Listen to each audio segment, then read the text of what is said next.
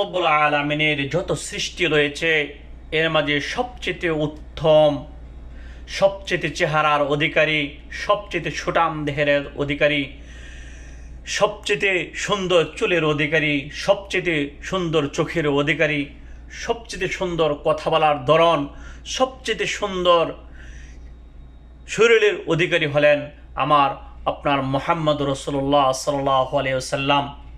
ওনার চেহারাটা এতই সুন্দর, কেমন জানি ওনার চেহারার সামনে 14 তারিখের রাত্রির চন্দ্রটাও যেন অম্লান হয়ে যায়।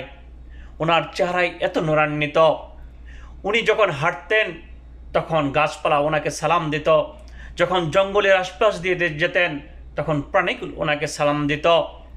এমন সুন্দর চেহারার অধিকারী ছিলেন, এমন চরিত্রেরও অধিকারী ছিলেন, এমন চরিত্রের অধিকারী আর কেউ নেই আমার আপনার মুহাম্মদ রাসূলুল্লাহ সাল্লাল্লাহু আলাইহি ওয়াসাল্লাম।